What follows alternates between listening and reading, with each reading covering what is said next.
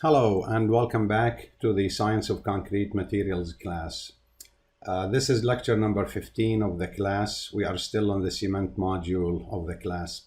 Today's topic is the remaining cement types that were not covered in the previous cement types lecture.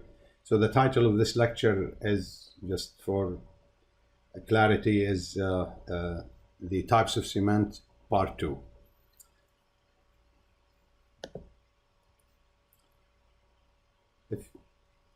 If you recall, during the subject of the cement types, I deferred the discussion of some types to such time after we have studied the hydration process, so that we have more appreciation of the discussions, because they involve the hydration reactions. In this lecture, I will be talking about these following types: the modified cement, the expansive cement, which I will devote most of the discussion, most of the lecture will be devoted to the expansive cements. The other miscellaneous types under the modified cements, such as the masonry cement, the rapid hardening cement, the white cement, and the oil well cement. And we also are going to cover the non-Portland inorganic cement, which is the calcium aluminate cement.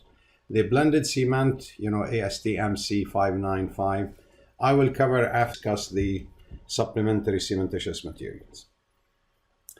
As I said before, generally speaking, all cements are performance-based, and the engineer is responsible for specifying the cement based on the application's requirements.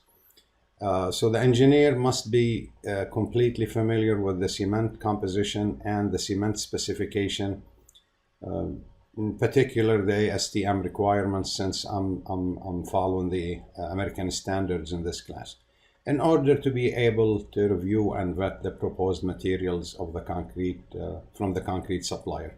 And also in order to be able to really specify certain cement based on the applications, like the case of the expansive cements, which, as I said, I will devote most of the discussion to the expansive cements, because they have really a clear practical use that may be encountered by many of you in their practice. If I'm showing these tables here for reference, basically what we discussed before in the previous lecture about the Portland cement types. If you recall, we discussed the ASTM C150, the 5 types, and we also discussed the modified Portland cement, specifically the ASTM C1157, which is the performance for the hydraulic Portland cement. This is a table here showing basically the remaining of the modified Portland cement, the blended cement, which is I will discuss after the we discuss the SC, the supplementary cementitious materials. In this lecture, we will discuss the expansive cement, the special cements you see here, and in the non-Portland inorganic cements, we will discuss the calcium aluminate cement. So again, the 5 types of the ASTM, which we discussed previously, all contain, the 4 major clinker components or compounds: the C3S, C2S, C3A, and C4AF in varying proportions. A number of other Portland cements, are formed by adding other materials to the clinker or by forming other compounds during burning. These cements, as I mentioned, are collectively referred to as the modified Portland cements, since they are basically calcium silicate cements. They're just modified cements. The first type, and as I said, the most of the discussion will be devoted to, is the expansive cement.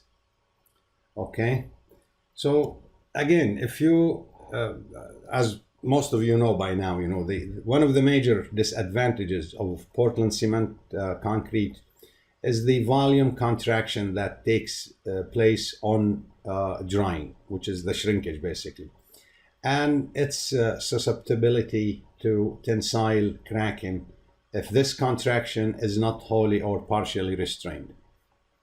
So since random cracking is unsightly and can compromise the integrity of the structure, control of the shrinkage cracking must be allowed for in the design and construction. Cracking is particularly critical in water retaining structure or when entry of water must be prevented. The volume expansion during hydration and hardening could be used to offset shrinkage, as I will show here schematically on the next figure.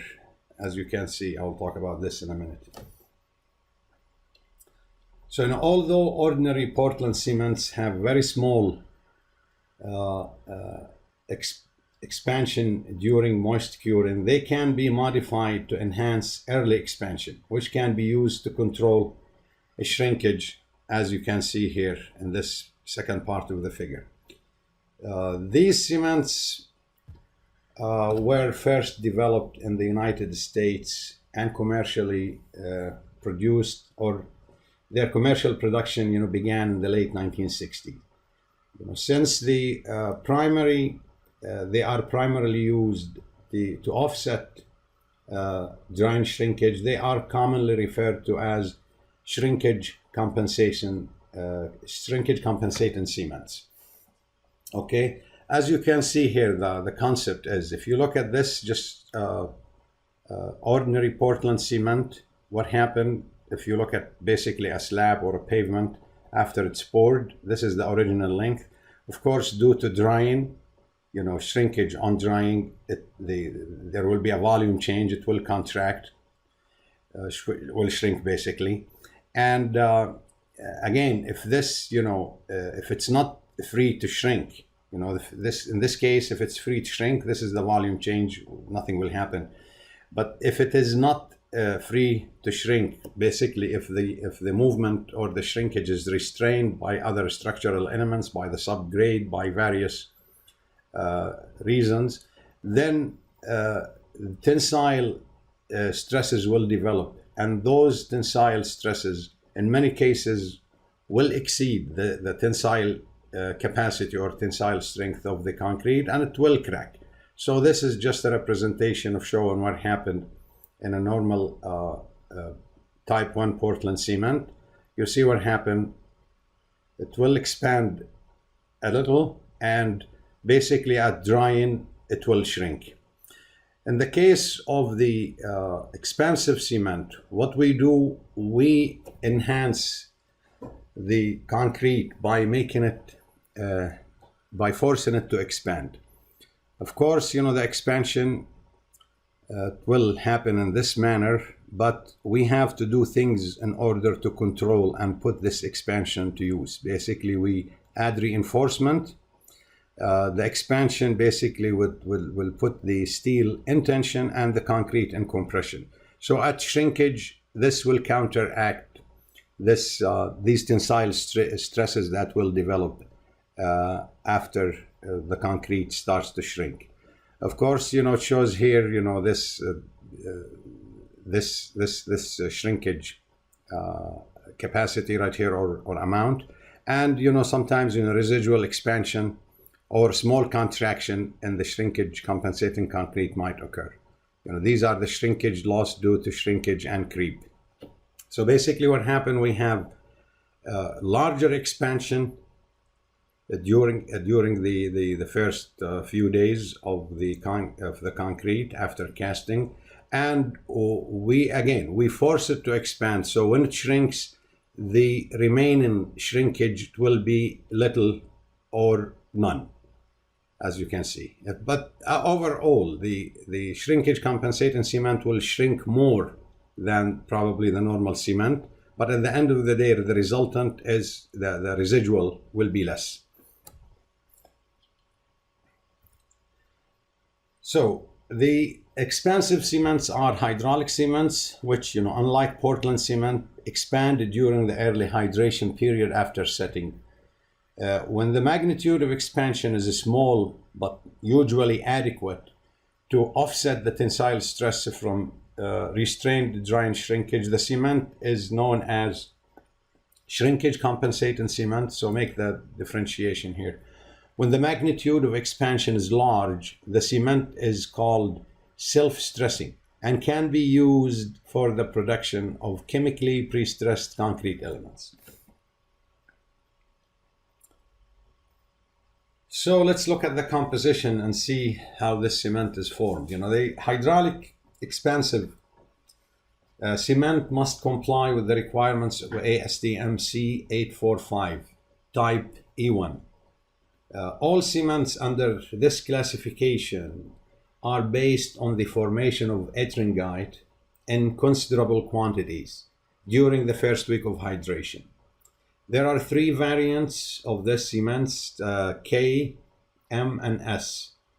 These, the common variants that are produced, depending on the nature of the aluminate compound used to generate ettringite. So basically, aluminate compound in the cement that will generate ettringite. So basically, generally, to this equation right here, we have calcium aluminate reacts with the gypsum or the sulfate source present with water, we give us ettringite, which is responsible for the expansion. The calcium aluminate replaces the C3A in the cement, but the calcium silicate still control the long-term properties. That you have to remember. It's still Portland cement, just modified cement. So type 1K is composed of calcium sulfoaluminate, C4A3S bar, with a anhydrite, which is calcium sulfate. The type, this one is used exclusively in the United States. Okay, so, and again, it is composed of calcium sulfoaluminate and anhydrite, which is, responsible for the formation of ettringite and the expansion. We have type M, which uses monosulfoaluminate, Ca, with gypsum. Type S has, a high content of C3A, typically about 20%. We have also type O, the expansive Portland cement in this case, derives its expansion from the hard burnt calcium oxide or the free lime. So generally, and as I said, and in principle, any reaction that causes large bulk expansion could form the basis of an expansive cement. And the formation, some formulations based on the magnesium oxide, MgO, and the free lime, calcium oxide. These have been, investigated in some countries. A commercial lime-based cement is produced in Japan. But anyway, the preferred method of producing an expansive cement is to add the expansive component to a regular Portland cement. Okay? So let's look at the mechanism of expansion and how that happened. The Portland cement, the modified Portland cement, expansive cement. The potential expansion, associated with the ettringite formation is controlled by the use of ordinary steel reinforcement. The steel restrains the overall bulk expansion of the cement and thereby converting expansion into a slight pre-stress within the concrete. I have shown as I have shown in this figure right here. So we convert that, expansion into a slight pre-compression or pre-stress. By resisting the expansive forces, the steel is placed into tension and the concrete into compression. In about 170 to 700 kPa, 25 to 100 psi, compressive stress is generated, which is generally sufficient to ensure that drying shrinkage will not cause tensile cracking. And this is our ultimate goal, actually. So the concrete either remains, in this case, in compression or develops only small tensile stresses, as I have shown in that figure.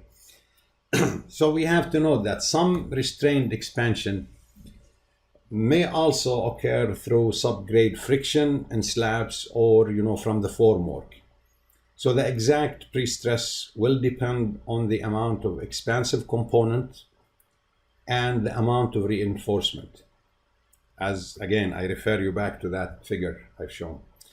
You have to be careful. Lack of sufficient restraint will provide little protection against the shrinkage, the cracking, and may in extreme cases cause the concrete to basically self-destruct itself because of the excessive internal expansion. So basically we have to have steel positioned, designed, the quantity of it, and positioned correctly, spaced correctly, in order to control the expansion and prevent the concrete from self-destruction. On the other hand, though, beyond a certain point, additional restraints becomes wasteful. So we don't want to use excessive, unnecessary material. The pre-stress is developed only in the direction and in the vicinity of the reinforcing steel. So again, the position in the steel is key in order to make sure we control the expansion. So again, correct positioning of the steel is important to provide the correct restraint. Misplaced reinforcement can lead to lack of adequate pre-stress or other complications, such as warping due to differential expansion. So the steel has to be uniformly and adequately placed throughout the concrete element.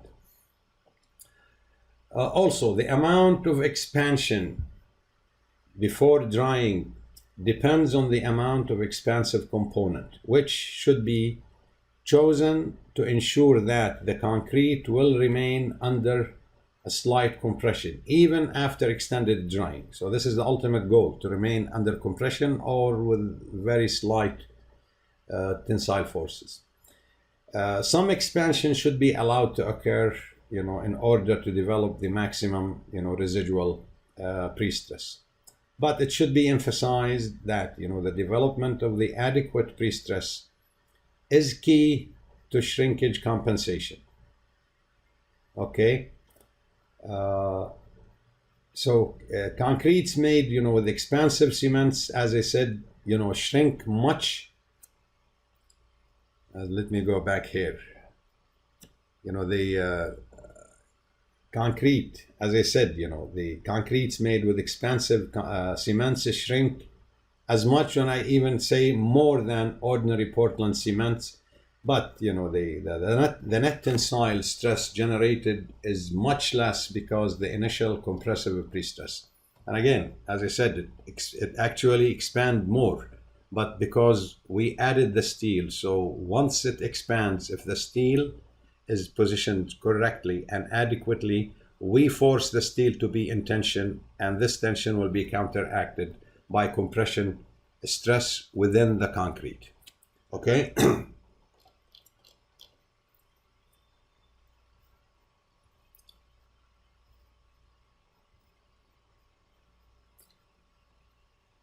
So although I just mentioned during the previous discussion about control of the expansion, how do we control the expansion? And again, I will say what I said again. The successful use of expansive cements depends upon proper control of expansion of the cement during the hydration, and it is sensitive to a number of variables, as I will show here on the next slide. Okay, so basically these are the variables that affects the expansion: the reinforcement, amount and positioning, the mix design, about the cement content, water cement ratio, fineness, other admixtures, handling and curing, basically the time of mixing, handling and placing it, temperature and curing. Those we will expand on these factors, but just for introduction. So the amount of ettringite formed is controlled by adjusting the cement content or varying the amount of expansive admixture if one is being used.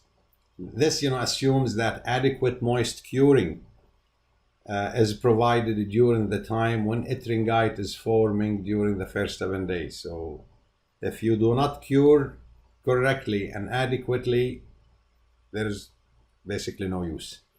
So moist curing is, as I said, it's more critical than it is for ordinary Portland cement concrete. And this, requires the supply of additional water for hydration during the curing period, because, the formation of ettringite combines, large amounts of water. As you remember, when we see the composition of ettringite requires large amounts of water. And this one cannot be completely provided by the mixing water. So curing is key, okay? As I will show in the next, in the next slide, I will show you the effect of curing. Okay, so basically, the lack of curing will basically render our use of the expansive cement useless. The other factors influencing the expansion, the amount of useful ettringite that is formed. As I said, ettringite can only contribute to the overall expansion and basically to the pre-stress of the concrete when it is formed after the concrete has gained rigidity through the hydration of C3S. So basically, timing the formation of ettringite is key here, because if the ettringite formed while the concrete is wet and plastic is of no use, we need it to form after the concrete has gained some rigidity in order to cause the expansion. Okay, so let's look at some of the as you can see, basically here, the effect of the temperature and curing on the formation of the ettringite and the expansion potential of this expansive cement. So basically, let's look at the temperature effect. At 38 degrees, hydration proceeds faster than 21 degrees. So the rate of expansion is faster, but ultimate expansion is lower because more ettringite is formed when the concrete is still plastic in this case. And again, so you have to be careful. We have more ettringite, but the expansion is more in this case. The reduction in expansion that occurs with an increase in cement fineness is also a result of the faster initial hydration. So the fineness also key here. So you have to be aware of that. The admixtures may also interfere with the initial formation of ettringite and the expansion eventually. So the effect of a particular admixture generally depend on whether it retards or accelerates the set. So that also has to be investigated. Tests basically should be run when admixtures are used. That's something is key, and it's intuitive. Any admixture you use, whether an expansive cement or not ordinary Portland cement, admixture should always be verified. Okay, and as we can see here also on this graph is the effect of curing. So basically, the burlap or wet curing is the most beneficial. As you can see, the expansion, followed by the polyethylene sheet or waterproof paper. But and of course, curing compound is not recommended. So basically, wet or moist curing is key when we use expansive cements to get the benefit we are looking for. Okay.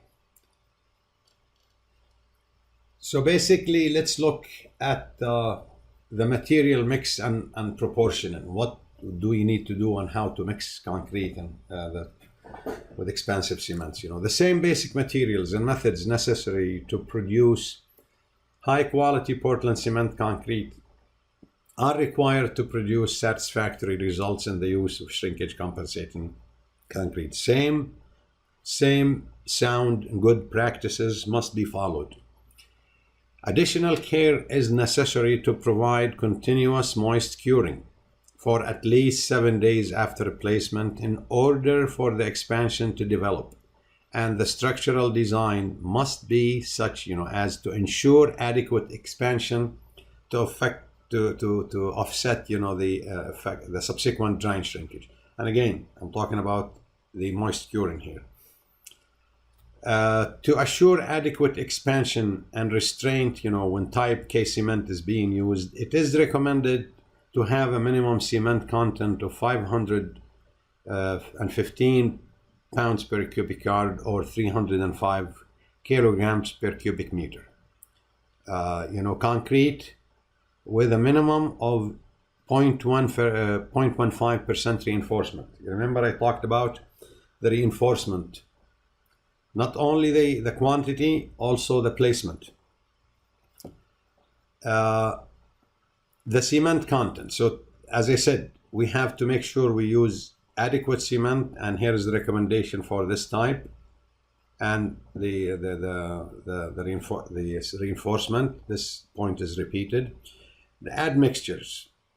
There is an admixture called calcium chloride. Excessive amounts of fly ash and other pozzolans and some water reducing agents tend to reduce the expansion by causing an imbalance between the rate of ettringite formation and the rate of strength development in concrete. So again, aside calcium chloride is a accelerating admixture, aside if it's from other issues regarding the chloride, the use of any admixture, whether accelerating admixture or any amount of supplementary cementitious materials, will create such an imbalance. So basically that has to be investigated in a trial mix.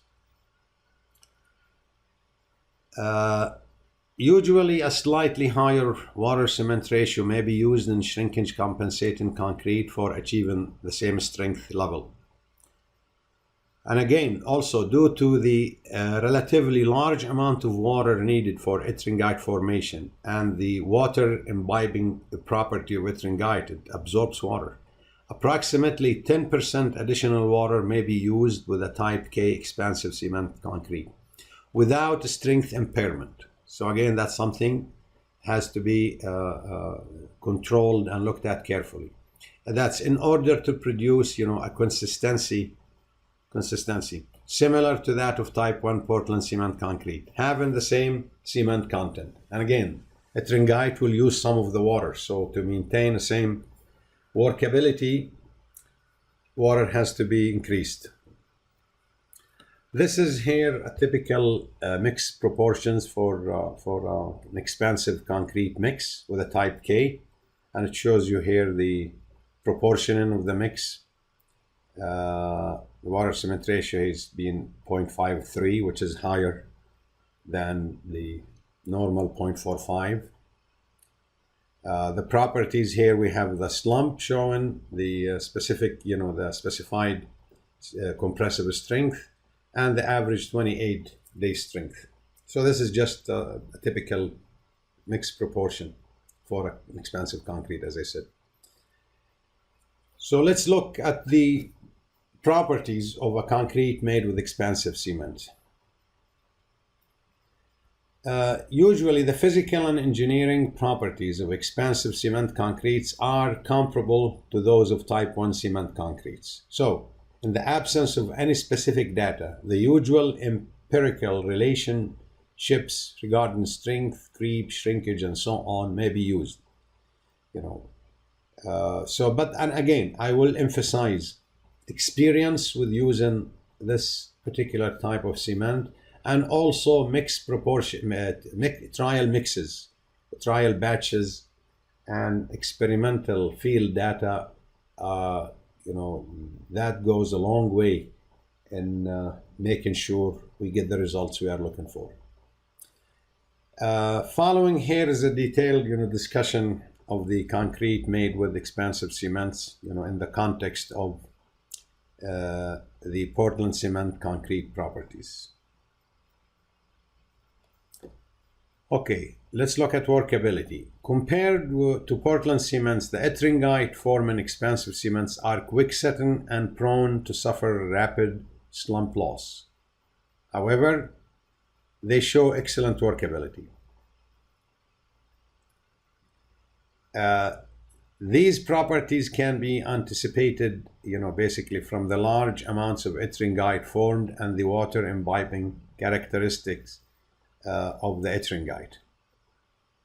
The slump in the range of 100 to 150 millimeter are recommended for most structural members, such as slabs, beams, reinforced walls, and columns. But because it is more cohesive or fat, than Portland cement concrete and has less tendency to segregate, the type K shrinkage compensating concrete is reported to be especially suitable for placement by pumping.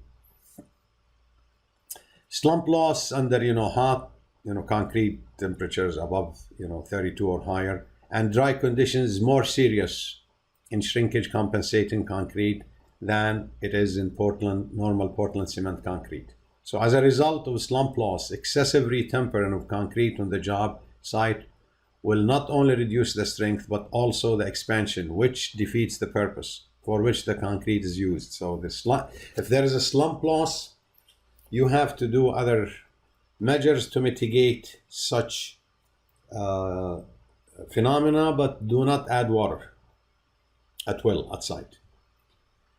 At temperature higher than 17 to 29 Celsius ambient temperatures, unless the concrete is cooled both by the amount of ettringite formed and the rate of its formation, may be large enough to cause severe slump loss and quick setting. And again, extra care must be exercised, and then this concrete requires special handling and special experience. Okay, with plastic shrinkage, because of the lack of bleeding and quicker stiffening and setting of concrete under hot, dry, and windy conditions, plastic shrinkage cracking is another problem, for which extra precautions must be taken when using the shrinkage compensating concrete.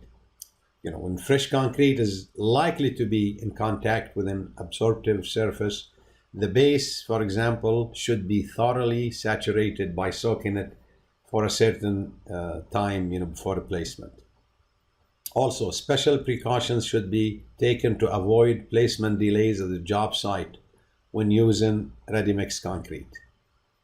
For slabs, we could use, fog spraying or covering the surface with wet blankets soon after replacement in order to prevent, rapid moisture loss. So these are some of the simple key measures that can be taken.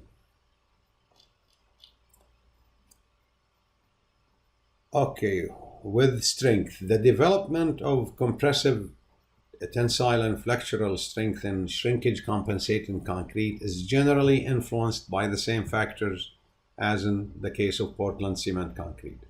So it has been reported that concretes made with type E1K cement may have compressive strength 3.5 to 7 MPa higher than the comparable type 1 cement, particularly at lower water cement ratio and higher cement contents.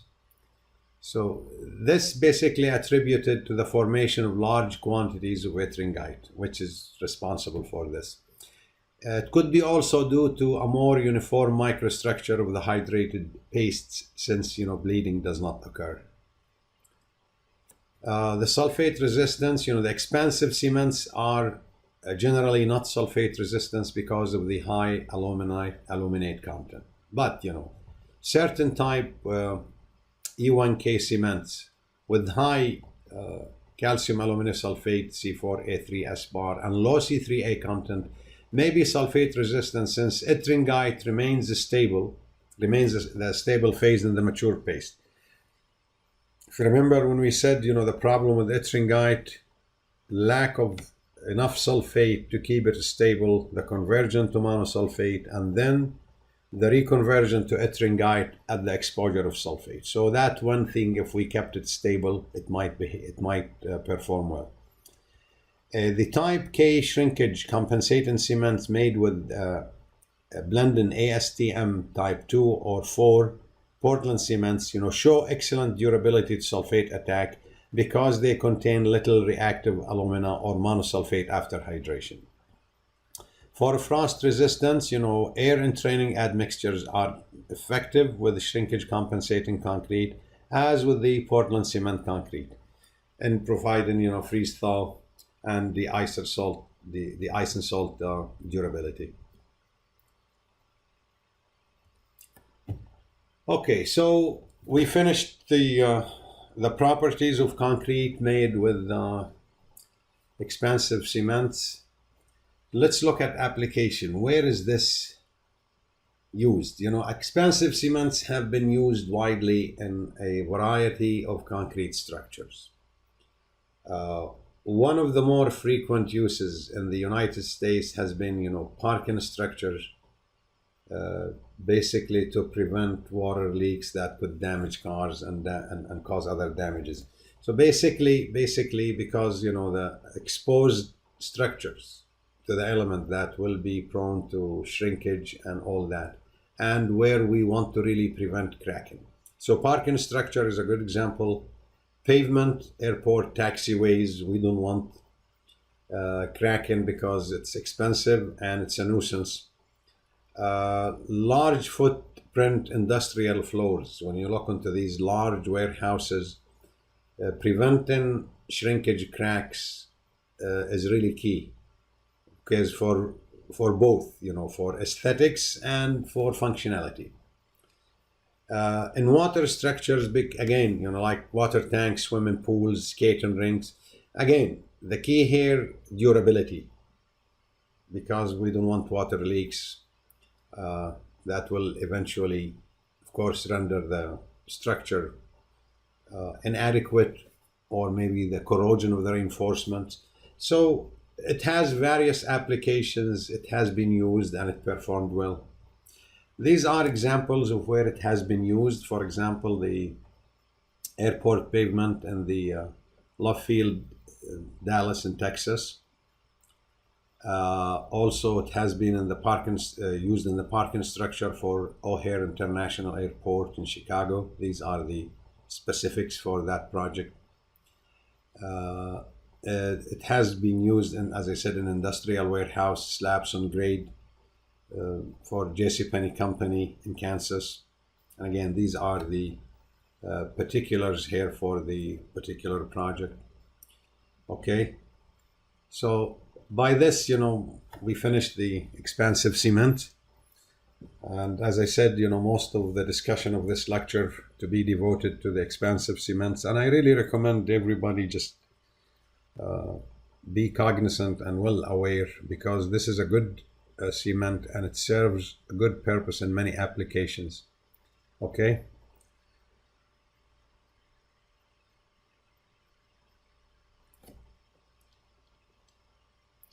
Okay, so let's move to the miscellaneous cements types that I said I'm going to mention. The first one is the rapid setting and hardening cements. As I mentioned before, there is often a need for the development of significant strength within few hours. While this, can be achieved in many cases using low water cement ratios and elevated temperature curing and accelerating admixtures, special cements are also produced for this purpose. Some are simply type 3 cement, ground to a high fineness, to accelerate the early reaction and the strength gain. The fineness in this case will be on the range of 700 to 900 meters square per kilogram. That's extremely fine. I said this is expensive. Okay. Or we can use a combination of both, fine grounding with accelerate and admixtures at the same time. The early formation of ettringite is also used to produce high early strength, as discussed previously in the expansive cement, and also we mentioned that previously. The mixtures of type 1 Portland cement with gypsum are common in order to do this. Also, sometimes magnesium sulfate cements are sold for this purpose, which is the rapid setting and hardening cement. Okay. The other type, we have the white cement. This is a popular cement with architects because it really expands the opportunities for creating aesthetic effects.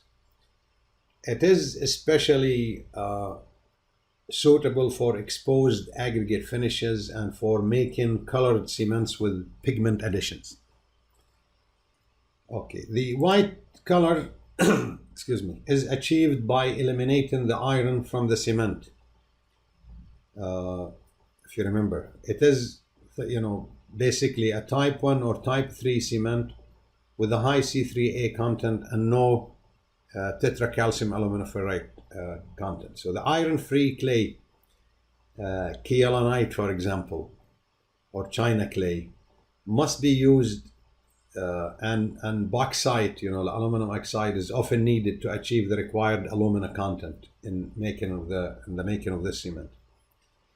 Usually, special ball mills must be used to prevent iron contamination during grinding. So basically, you want to be careful producing this cement. Like I said, it's a lot of care. It's expensive, by the way, but it takes a lot to get it to the shape it is in when you see it out in the market. The higher cost of the raw materials and changes in manufacture and procedure make white cement basically expensive. As you see, you have to use a special ball mill.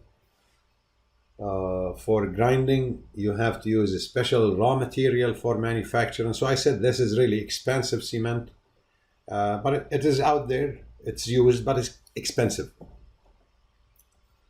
Another type of special cements is the masonry cement.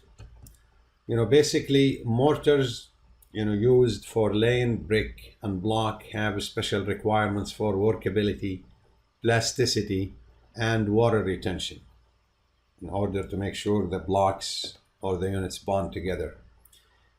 To ensure uniform characteristics, masonry cements, conform to ASTM C91, generally specified. Maybe in the Canadian specifications, CSA A8, but in the United States, usually conform to ASTM C91.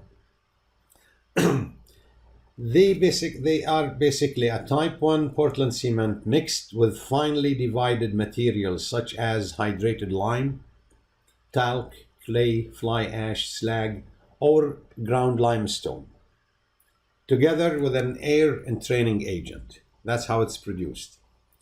These additives provide what we call the fattiness or the cohesiveness of a good mortar, basically improve its adherence to the bricks or the blocks and prevent bleeding.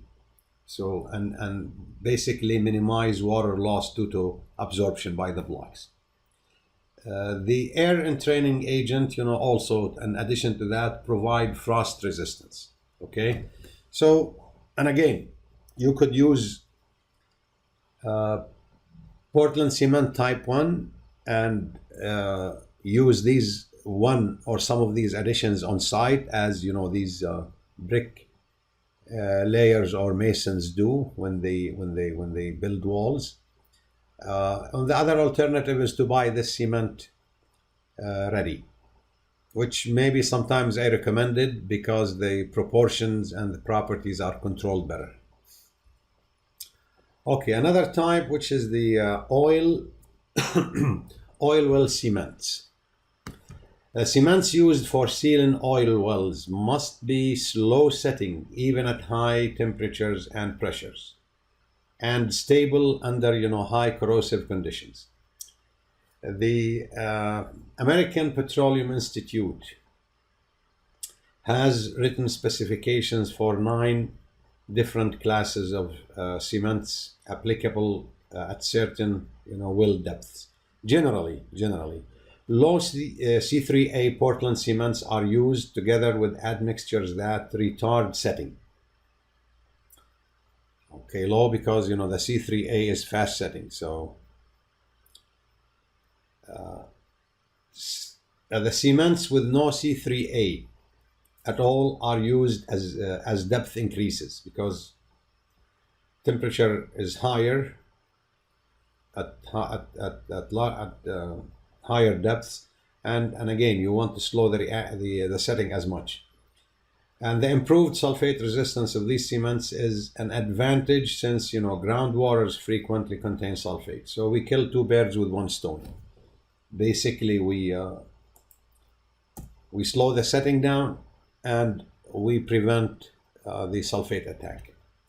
In the deepest wells, though, where temperatures may exceed 260 degrees Celsius, cement based largely on C2S are used to prolong setting times at these wells, at these temperatures.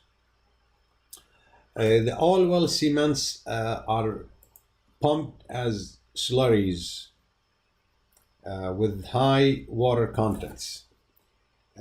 Finely divided materials such as bentonite or other clays and organic thickening agents are used to prevent water loss and segregation while maintaining pumpability. So there is a special handling of these mortars used with these cements in order to achieve the objective. The important parameter is not setting time as measured by the penetration test bar, but it is the thickening time, which determines how long a slurry can be pumped. Okay, so this is all about the oil well cements, and that's the types. These are the types of special cements I am going to cover here in this class. Okay.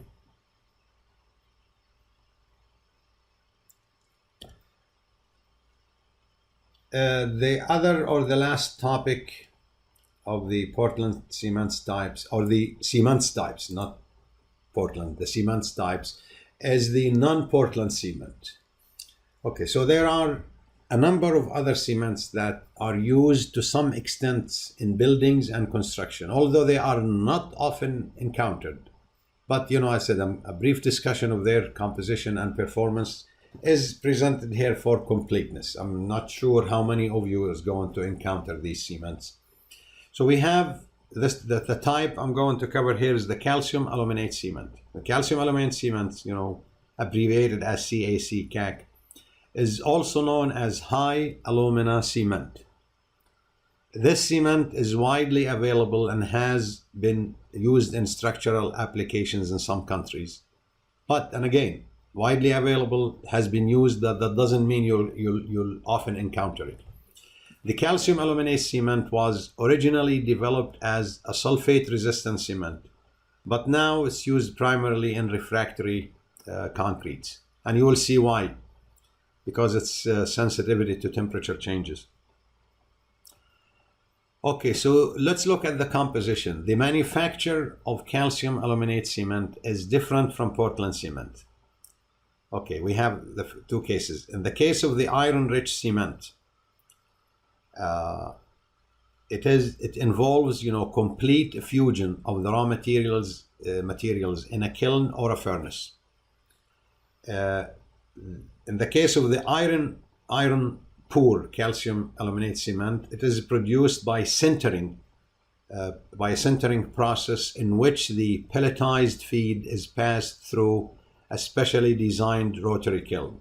if you want to go back to the manufacture of the cement lectures and look at the process, the clinkering process, where I said we have sometimes a sintering process and or a fusion process, to refresh on that. So the major chemical component is the monocalcium aluminate, abbreviated Ca, calcium oxide, Al2O3. Other compounds, that are typically present are listed here in this table, as you can see, which is basically, we said the major component is the calcium, the monocalcium aluminate. In the case of the iron rich, about 60%, and the iron poor CaC is about 70%. We have intermediate compounds, present, such as C2S might be present up to 10% in this type, the iron rich. We have the C2AS may be present 5 to 20%. Another component is the minor components rather, like Ca2, C12A7, the iron oxide, the tetracalcium aluminum ferrite, and other phases. And again, minor phases with small quantities in this cement.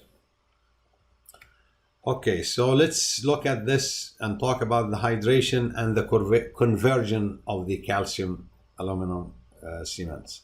The major disadvantage of this cement is the instability of the hydration products depending on the temperature. This may result in strength loss and increased porosity, which promotes other forms of attack, such as corrosion, for example.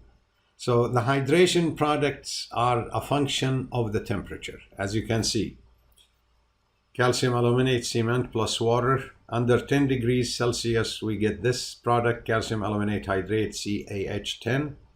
Between 10 and 30 degrees, we get these types of product, and then calcium aluminate hydrate and aluminate hydrate. And above 30 degrees, we get this form, C3AH6, plus the AH3, aluminum hydrate products. So keep in mind, the use of calcium aluminate cements is banned in most countries. It is used primarily for concrete mortar that will be exposed to high temperature, because again, it will, it's not stable. For example, it will, these are the hydration products that are stable at higher temperature. So make sure no conversion happens. Okay, so it is used, for castable refractories, fire brick, and it is also used for rapid repair work because of its high rate of strength gain, particularly at low temperature. And again, we make sure if it is used at low temperature, right, this product remains the stable product and we do not have a problem. So again, you're going to have to be careful where it is used and to make sure the temperature, no temperature changes to avoid conversion of this Portland cement. Okay, so basically this is the end of the cement types part 2. And by this, I have covered the remaining types I wanted to cover. And next time, we're going to start a new set of lectures to cover the supplementary cementitious materials and eventually the blended cements. Until then, thank you for watching and see you next time.